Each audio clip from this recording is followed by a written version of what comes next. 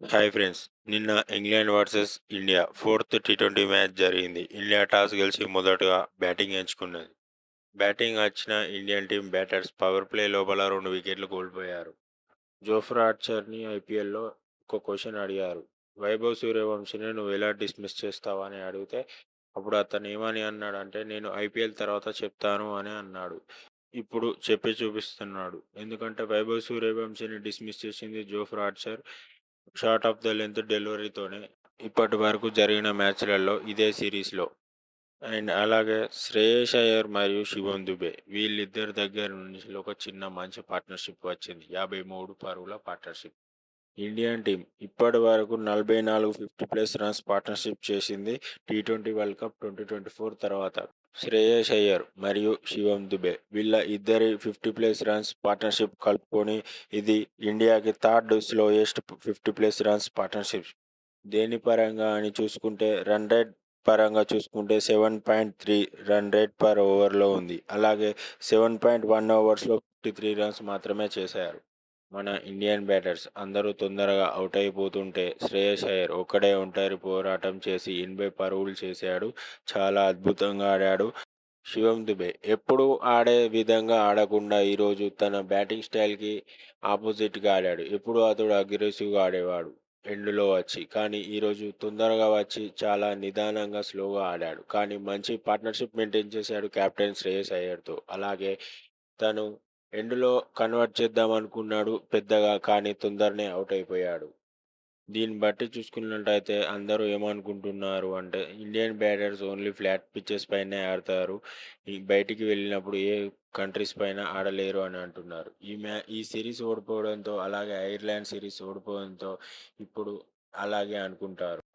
And అలాగే వచ్చేసి చూసుకున్నట్టయితే మన ఇండియన్ టీంకి ఏం దరిద్రం పట్టుకున్నదో తెలియదు టీ20 వరల్డ్ కప్ 2026 తర్వాత. ఎందుకంటే చిన్న టీం ఐర్లాండ్‌పై సిరీస్ ఓడిపోయింది. అలాగే ఇప్పుడు కూడా ఇంగ్లాండ్ టీంపై సిరీస్ కోల్పోయింది. ఇప్పటివరకు 2019 నుండెల్లి ఇప్పటివరకు మనం ఏ బైలాటరల్ సిరీస్ ఓడిపోయలేదు అగైన్స్ట్ ఎనీ కంట్రీ. అండ్ అలాగే మన ఇండియన్ బ్యాటర్స్ అవే తప్పుల మీద తప్పులు రిపీట్ చేస్తూ వస్తున్నారు. అదే చూస్తున్నాం ఈ సిరీస్‌లో. మన ఇండియన్ టీం వచ్చేసి 158 పరుగులు చేశారు. 7 వికెట్లు కోల్పోయి 20 ఓవర్లలో. అలాగే ఇంగ్లాండ్ టీంకి టార్గెట్ ఇచ్చింది ఇండియన్ టీం 159 పరుగులు కొట్టాలి 20 ఓవర్లలో. బ్యాటింగ్‌లోకి వచ్చిన ఇంగ్లాండ్ టీం బ్యాటర్స్ ఈరోజు అంత మంచిగా రాణించలేదు. జాస్ బట్లర్ వికెట్ కోల్పోయాడు తొందరలోనే. వికెట్ తీసింది Harshdeep Singh.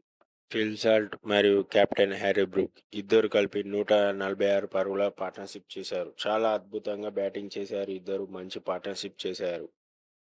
Jos Buttler wicket పడ్డాక హ్యారీ బ్రూక్ వచ్చాడు. కానీ వచ్చినప్పటి నుండల్లా చాలా అగ్రెసివ్‌గా ఆడుతున్నాడు. ఎందుకంటే 21 బంతుల్లో ఫాస్టెస్ట్ 50 స్కోర్ చేశాడు. అలాగే తన seventh 50 in T20 international cricket. చాలా అద్భుతంగా బ్యాటింగ్ చేశాడు. అలాగే ఈ బ్యాటింగ్‌తో అలాగే ఫిల్ సాల్ట్‌తో చేసిన మంచి 146 పార్ట్నర్‌షిప్‌తో ఇండియా టీమ్‌పై మ్యాచ్ గెలిచారు ఇంగ్లాండ్ టీమ్. మన టీమిండియా బౌలర్స్ అందరూ చాలా ఎక్స్‌పెన్సివ్‌గా బౌలింగ్ చేశారు ఈరోజు. వికెట్ తీసిన హర్షదీప్ సింగ్ కూడా చాలా ఎక్స్‌పెన్సివ్‌గా బౌలింగ్ చేశాడు.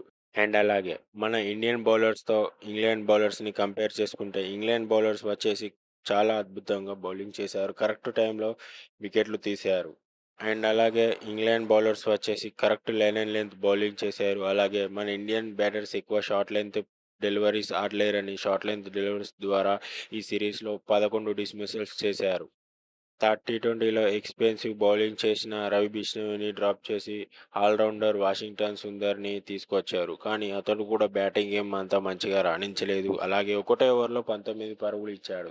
అండ్ అలాగే చూసుకున్నట్టయితే సూర్యకుమార్ యాదవ్ కెప్టెన్సీ తీసేసి శ్రేయస్ అయ్యర్ కెప్టెన్సీకి ఇచ్చినాక మన టీమిండియా బ్యాటర్స్ ఎవరు అంత మంచిగా రాణించలేదు. అలాగే బౌలర్స్ కూడా కొందరు మంచి పర్ఫార్మెన్స్ ఇచ్చారు. హర్షిత్ రాణా అండ్ ప్రిన్స్ యాదవ్ అలాగే మిగతా అందరూ చాలా ఎక్స్పెన్సివ్‌గా బౌలింగ్ చేశారు. ఐర్లాండ్ సిరీస్‌లో అలాగే ఇంగ్లాండ్ సిరీస్‌లో కూడా. మరి ఇది కెప్టెన్సీ ప్రాబ్లమా? లేదంటే మన ఇండియన్ టీమ్ బ్యాటర్స్ ప్రాబ్లమా? లేదంటే వేరే కంట్రీస్‌కి వెళ్లి ఆడడం వల్ల పిచెస్ మన ఇండియన్ బ్యాటర్స్‌కి తగ్గట్టుగా లేవని ప్రాబ్లమ్?